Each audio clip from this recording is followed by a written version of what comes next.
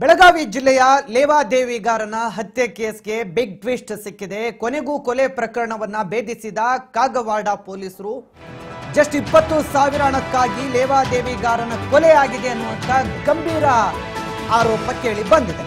ಕೊಟ್ಟ ಸಾಲ ಹೆಚ್ಚಿನ ಬಡ್ಡಿ ವಸೂಲಿ, ಬಡ್ಡಿ ರೂಪದಲ್ಲಿ 20,000 ಸಾಲ ಪಡೆದವನಿಂದಲೇ ಬರಬ್ಬರ ಹತ್ಯೆ ಆಗಿದೆ. ಕೊಟ್ಟ ಸಾಲಕ್ಕೆ ಹೆಚ್ಚಿನ ಬಡ್ಡಿ ನಿಗದಿ ಮಾಡಿದ್ದಕ್ಕೆ ಕೊಲೆ ನಡೆದೋಗಿದೆ. ಕೊನೆಗೂ ಕೊಲೆ ಪ್ರಕರಣ ಭೇದಿಸಿದ ಕಾಗವಾಡ ಪೊಲೀಸರಿಗೆ ಇಂಥದ್ದೊಂದು ಮಾಹಿತಿ ಸಿಕ್ಕಿದೆ. ಜಸ್ಟ್ 20,000 ರೂಪಾಯಿ ಸಾಲಕ್ಕಾಗಿ ಕೊಲೆನೇ ಆಗೋಗಿದೆ.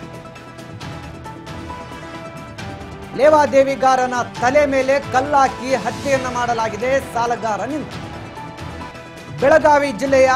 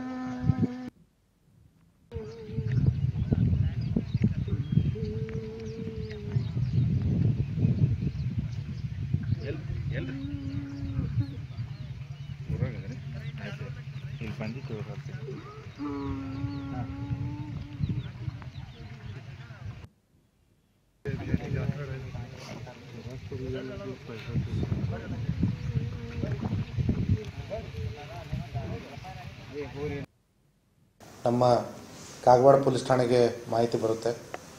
ಶೇಡ್ಬಾಳ ಗ್ರಾಮದ ಹೊರವಲಯದಲ್ಲಿ ನಳಿನ್ ಅನ್ನಂತವರ ಜಮೀನಿನಲ್ಲಿ ಒಂದು ಶವ ಬಿದ್ದಿದೆ ಅಂತ ಹೇಳಿ ತಕ್ಷಣ ನಮ್ಮ ಪೊಲೀಸರು ಸ್ಥಳಕ್ಕೆ ಧಾವಿಸ್ತಾರೆ. ಅಲ್ಲಿ ಹೋಗಿ ನೋಡಿದಾಗ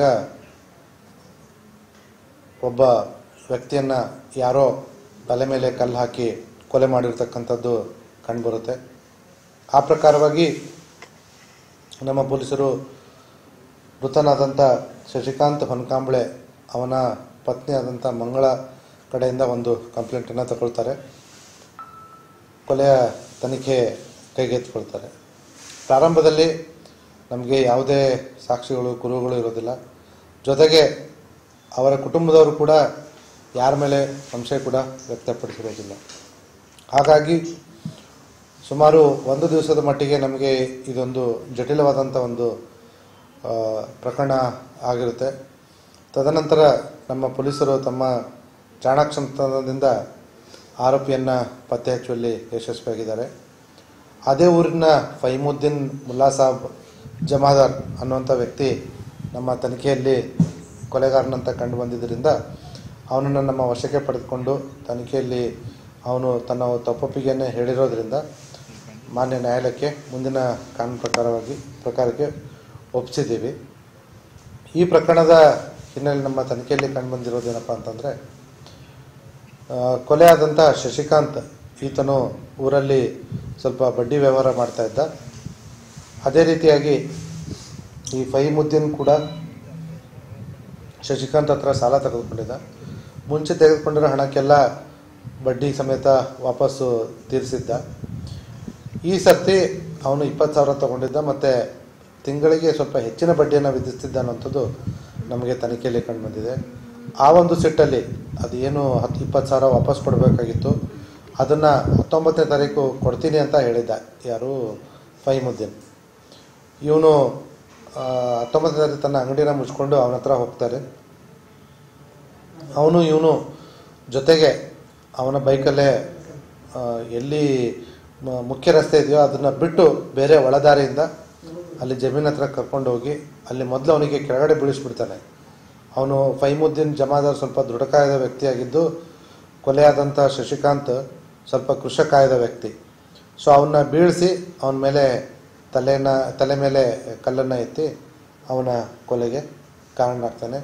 ಕೊಲೆ ಮಾಡಿದ್ಮೇಲೆ ಅವನ ಮೊಬೈಲು ಮತ್ತು ಕೊಲೆಗೆ ಬಳಸಿರ್ತಕ್ಕಂಥ ಅದನ್ನು ಅಲ್ಲೇ ಪಕ್ಕದಲ್ಲಿರ್ತಕ್ಕಂಥ ಕೃಷಿ ಹೊಂಡದಲ್ಲಿ ಎದ್ದಿದ್ದು ಅದನ್ನು ನಮ್ಮವರು ಮೊನ್ನೆ ದಿವಸ ಕೃಷಿ ಹೊಂಡವನ್ನು ಖಾಲಿ ಮಾಡಿ ಅಲ್ಲಿ ಈ ಕೊಲೆಗೆ ಉಪಯೋಗಿಸಿರ್ತಕ್ಕಂಥ ಕಲ್ಲನ್ನು ಸೀಸ್ ಮಾಡಿದ್ದಾರೆ. ಜೊತೆಗೆ ಮೃತನ ಮೊಬೈಲ್ ಕೂಡ ಅಲ್ಲಿ ನಮಗೆ ಸಿಕ್ಕಿದೆ.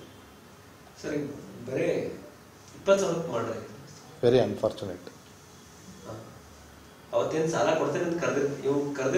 ವಾಪಸ್ಸು ಸಾಲನ ತೀರಿಸ್ತೇನೆ ಅಂತ ಹೇಳ್ಬಿಟ್ಟು ಇವನು ಕೊಲೆಗಾರ ಅವನಿಗೆ ಹೇಳಿರ್ತಾನೆ. ಸೊ ಅವನೇ ಬರ್ತಾನೆ ಇವನ ಅಂಗಡಿಗೆ. ಇವನು ಹೂವಿನ ವ್ಯಾಪಾರಿ ಶಶಿಕಾಂತ್.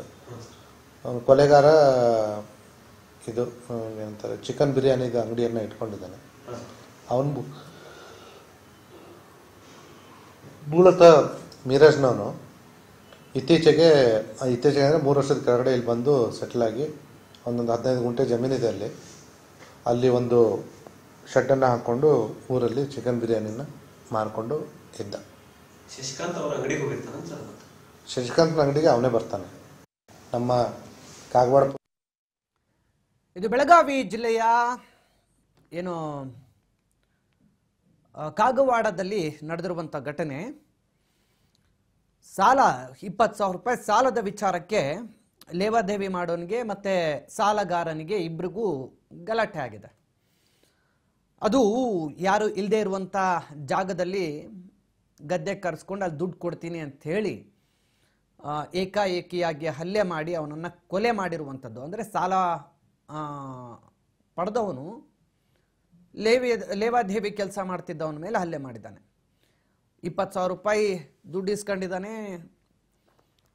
ಅದನ್ನು ಹಿಂತಿರುಗಿ ಕೊಡಿ ಅಂತಂದಾಗ ಹೆಚ್ಚಿನ ಬಡ್ಡಿಯನ್ನು ಕೇಳಿದ್ನಂತೆ. ಹಾಗಾಗಿ ಅವನಿಗೆ ಕೋಪ ಬಂದು ಕಲ್ಲಿಂದ ಎತ್ತಾಕಿ ತಲೆ ಚಚ್ಚಿ ಸಾಯಿಸಿರುವಂಥದ್ದು ಸದ್ಯ ಬೆಳಗಾವಿ ಜಿಲ್ಲೆಯ ಕಾಗವಾಡದಲ್ಲಿ ಬೆಳಕಿಗೆ ಬಂದಿದೆ. ಪೊಲೀಸರು ಈಗಾಗಲೇ ಸ್ಥಳಕ್ಕೆ ಭೇಟಿ ಕೊಟ್ಟು ಘಟನೆ ಹೇಗಾಯಿತು ಏನು ಅಂತೇಳಿ ಸ್ಪಾಟ್ ಇನ್ವೆಸ್ಟಿಗೇಷನ್ ಮಾಡಿದ್ದಾರೆ.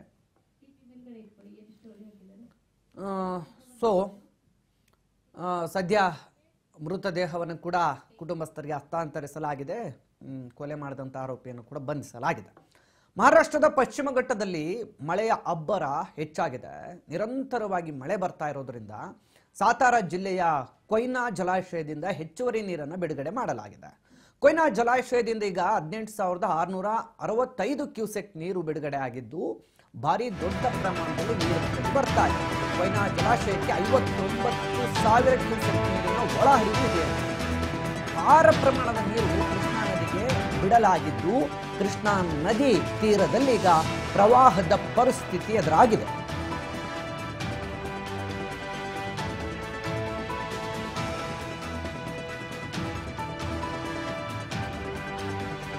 ಅಪಾರ ಪ್ರಮಾಣದ ನೀರು ಕೃಷ್ಣಾ ನದಿಗೆ ಬಿಡುಗಡೆ ಮಾಡಲಾಗಿದ್ದು ಕೃಷ್ಣಾ ನದಿ ಬಳಿ ತೆರಳದಂತೆ ನದಿ ಪಾತ್ರದ ಜನರಿಗೆ ಎಚ್ಚರಿಕೆಯನ್ನು ಕೂಡ ಕೊಡಲಾಗಿದೆ. ಬೆಳಗಾವಿ ಜಿಲ್ಲಾಡಳಿತದಿಂದ ನದಿ ಪಾತ್ರದ ಜನರಿಗೆ ಸೂಚನೆಯನ್ನು ಕೊಡಲಾಗಿದೆ. ಮಹಾರಾಷ್ಟ್ರದ ಪಶ್ಚಿಮ ಘಟ್ಟದಲ್ಲಿ ಮಳೆ ಅಬ್ಬರ ಮುಂದುವರೆದಿದೆ. ಹೀಗಾಗಿ ಕೊಯ್ನಾ ಜಲಾಶಯಕ್ಕೆ ಹೆಚ್ಚಿನ ನೀರು ಬಿಡುಗಡೆ ಮಾಡಲಾಗ್ತಾ ಇದೆ. ಕೊಯ್ನಾ ಜಲಾಶಯದಿಂದ 18,665 ಕ್ಯೂಸೆಕ್ ನೀರು ಹೊರಗೆ ಬಿಟ್ಟಿರೋದ್ರಿಂದ ಕೃಷ್ಣಾ ನದಿ ಪಾತ್ರದಲ್ಲಿ ಹೆಚ್ಚಿನ ನೀರು ಕಾಣಿಸ್ಕೊಳ್ತಾ ಸುಮಾರು ಕೊಯ್ನಾ ಜಲಾಶಯಕ್ಕೆ 59,000 ನೀರು ಒಳಹರಿವು ಇದೆಯಂತೆ. ಹೀಗಾಗಿ ಈಗ ಜಲಾಶಯಕ್ಕೆ ಬರ್ತಾ ಇರುವ ಎಲ್ಲ ನೀರನ್ನು ಕೂಡ ಕೃಷ್ಣಾ ನದಿಗೆ ಬಿಡಲಾಗ್ತಾ ಇದೆ. ಈ ನಿಟ್ಟಿನಲ್ಲಿ ಕೃಷ್ಣಾ ನದಿ ಪಾತ್ರದಲ್ಲಿ ಅಪಾಯದ ಪರಿಸ್ಥಿತಿ ಎದುರಾಗಿದ್ದು ಯಾರೂ ಕೂಡ ಕೃಷ್ಣಾ ನದಿ ಪಾತ್ರಕ್ಕೆ ತೆರಳಬಾರದು ಅಂಥೇಳಿ ಸ್ಥಳೀಯ ಆಡಳಿತದಿಂದ ಮುನ್ನೆಚ್ಚರಿಕೆಯನ್ನು ಕೂಡ ಕೊಡಲಾಗಿದೆ. ಹಲವು ಜಲಾಶಯಗಳು ಭರ್ತಿಯಾಗಿದ್ದು ನದಿ ಪಾತ್ರದಲ್ಲಿ ಹೆಚ್ಚಿನ ನೀರು ಹರಿದು ಬರ್ತಾ ಇದ್ದು ಅಪಾಯದ ಮುನ್ಸೂಚನೆ ಇದೆ. ಕೆಲವು ಕಡೆ ಸೇತುವೆಗಳು ಮುಳುಗಡೆ ಆಗಿದ್ರೆ ರಸ್ತೆ ಸಂಪರ್ಕ ಕಡಿತಗೊಂಡು ಜನ ಪರದಾಡುವಂಥ ಪರಿಸ್ಥಿತಿ ಇದೆ. ನೋಡ್ತಾ ಇದ್ರಲ್ಲ, ಆ ಸೇತುವೆ ಮುಳುಗಡೆ ಆಗಿರುವಂಥ ಸೇತುವೆ, ರಸ್ತೆ ಸಂಪರ್ಕ ಕಡಿತ ಆಗಿದೆ. ಹೆಚ್ಚುವರಿ ನೀರು ಹರಿದು ಬರ್ತಾ ಇದೆ. ಇಂಥ ಅಪಾಯದ ಜಾಗಗಳಿಗೆ ಯಾರು ಕೂಡ ತೆರಳಬಾರದು, ನದಿ ಪಾತ್ರಕ್ಕೆ ಅಸಲು ಹೋಗಲೇಬಾರದು ಅಂತೇಳಿ ಮುನ್ನೆಚ್ಚರಿಕೆಯನ್ನ ಈಗಾಗಲೇ ಕೊಡಲಾಗಿದೆ.